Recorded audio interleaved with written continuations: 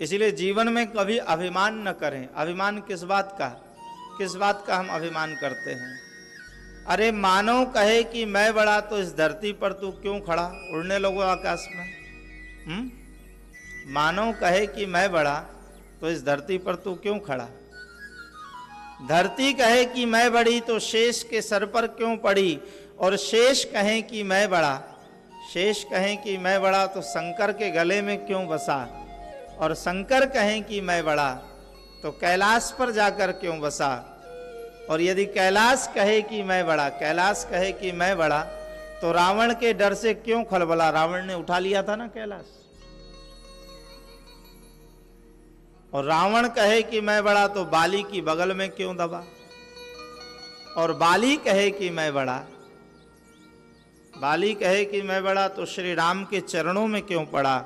और यदि श्री राम भी कहें कि मैं बड़ा, अब कहीं राम जी मिल जाए, हम लोग अयोध्या में ही बैठे हैं, बोलो राधे राधे, और राम जी मिल जाए, कहें हमारी बात सुनकर कि नहीं अब तो हम ही सबसे बड़े हैं, व्यास जी ने कहा है कथा में, तो हम कहते हैं भैया यदि श्री राम भी कहें कि मैं बड़ा तो आप उनकी बात मानना मत।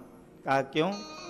श्री राम भी कहें कि मैं बड़ा तो सब भक्तों के हृदय में क्यों बसा।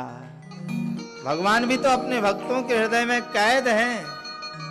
अहम भक्त पराधीनो यस्वतंत्रिवद द्विज साधुवीर ग्रस्त हृदयो भक्तेर भक्त जनप्रिय। भगवान कहते हैं मैं स्वतंत्र नहीं, मैं तो अपने भक्तों के अधीन हूं। जैसा मेरा भक्त चाहता है वैसा ही मैं करता हूं।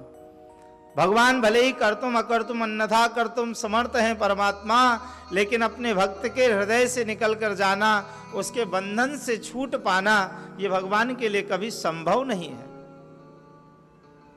सूरदास जी कहते हैं ना भगवान को ताल ठोक के, बाह छुड़ाय के जात हो और निर्बल जान के मोही, और हृदय से जब जाओ तो मर्द बखानू तो। प्रभु आप मुझे अंधे से हाथ छुड़ाकर चले गए, अपने आप को बड़ा पहलवान समझ रहे हो, लेकिन नाथ मैं आपको तब मानूं जब आप मेरे हृदय से निकल कर दिखाओ। सुनते ही भगवान दौड़ कर आए, सूरदास जी को हृदय से लगा लिया। भैया सूरदास, भले ही हम करतुम अकर्तुम अन्यथा करतुम समर्थ हैं, लेकिन अपने भक्त के हृदय से निकल कर जाना ये हमारे बस की बात नहीं है। तो भगवान कौन है? भगवान है भक्ताधीश, और वो अवतार लेकर आते हैं परमात्मा। तो अवतार लेकर कैसे आते हैं?